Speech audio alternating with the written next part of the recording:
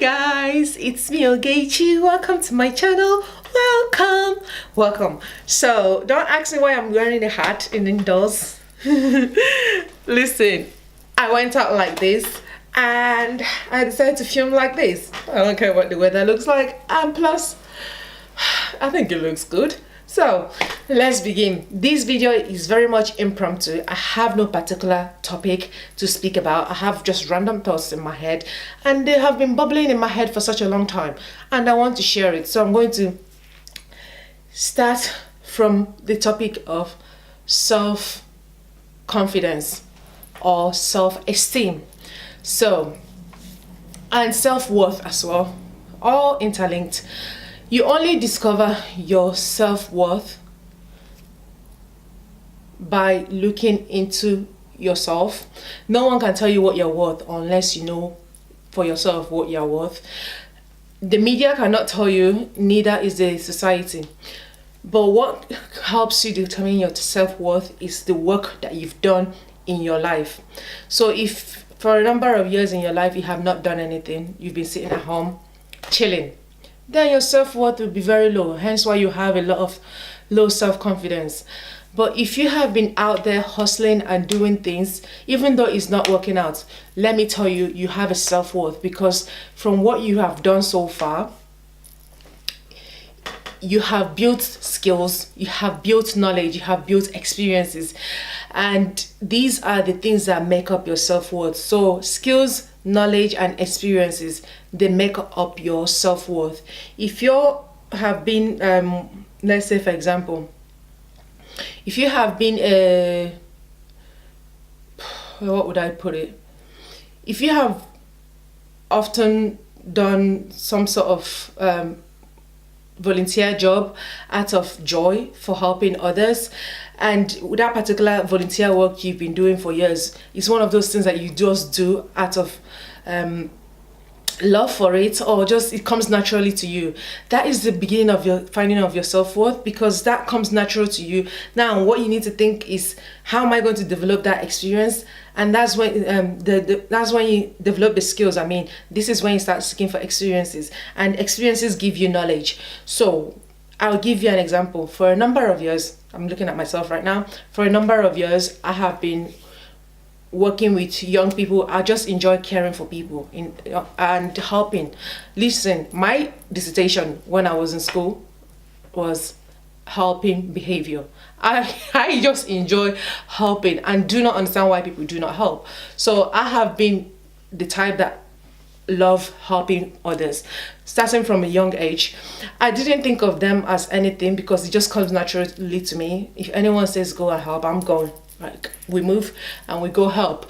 So for some years I've been doing this, and also particularly you need to figure out which part of help are you really good at. Is it just anyone helps? Anything that you do helps. You pass a pen to a person, you are helping.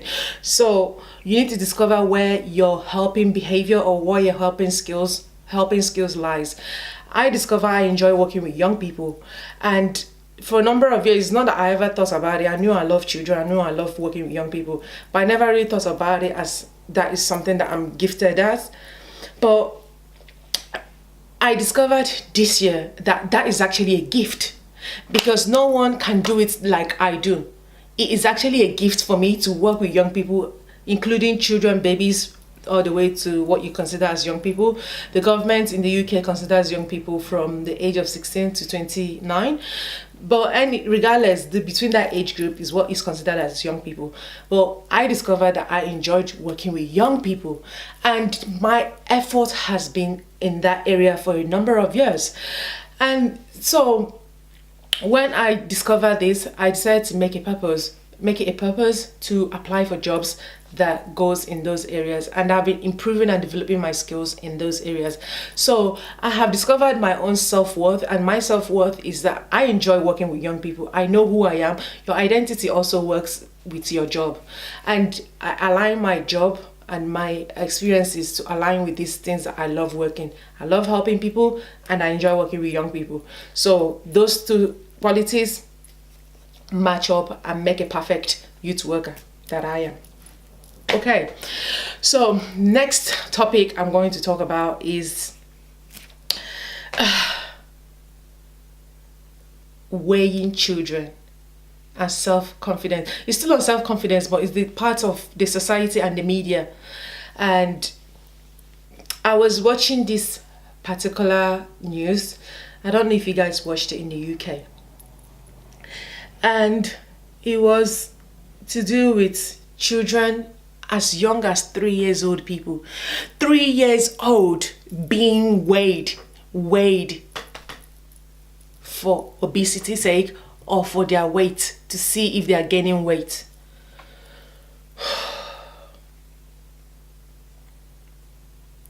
There are a lot of things I've seen in the UK that baffles me, and that makes me just rage.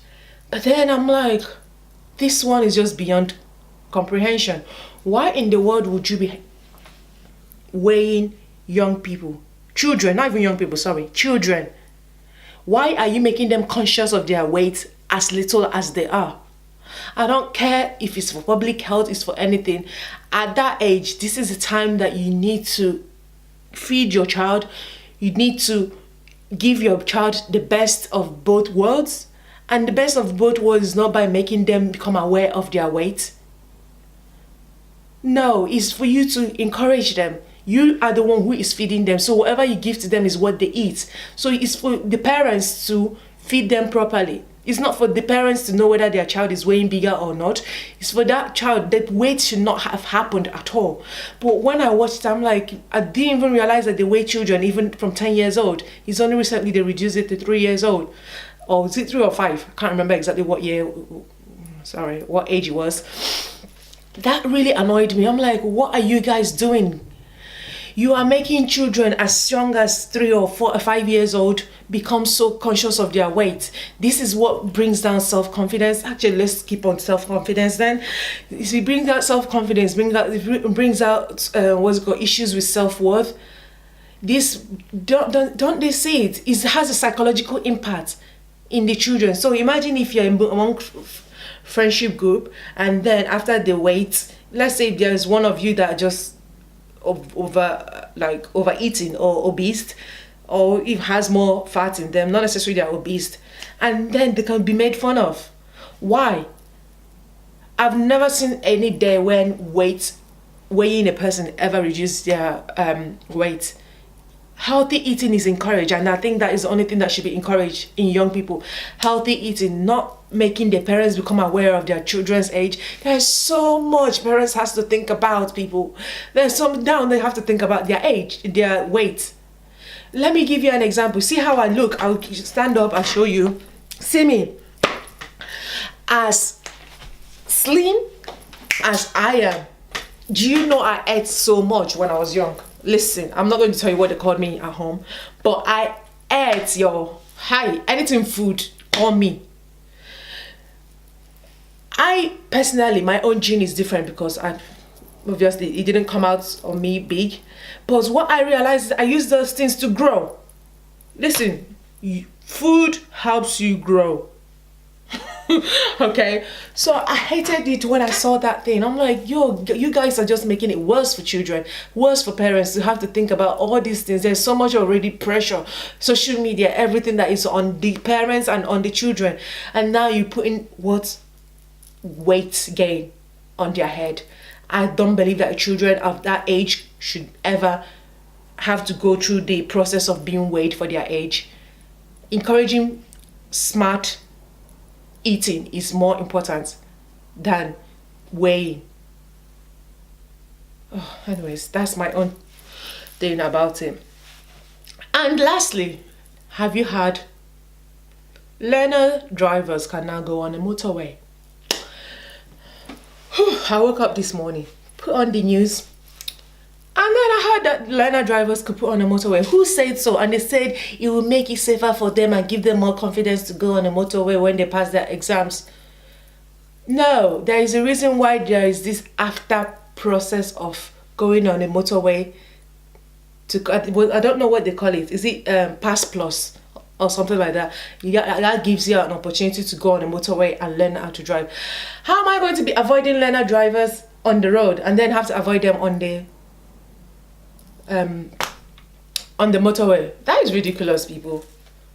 I'm not happy with that. That doesn't create safety, because I'm thinking about, some people are crazy on the motorway. You have people from different countries, different places coming on the motorway. If you don't know how to drive, people are going to get pissed. They're going to get annoyed.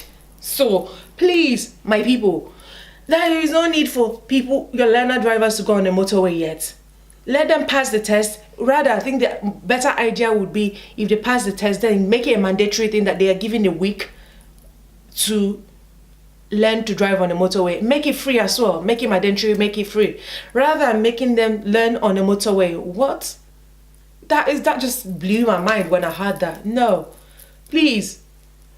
The motorway is already clogged up. I don't want more learners. I did my driving lesson, and when I did it, I wanted to go on the motorway, and I knew I wanted to become more confident in my driving. I did the Pass Plus one, and that gave me the confidence to go on the motorway. I was going on the motorway every now and then.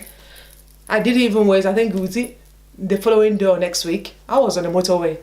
I was scared as hell, man.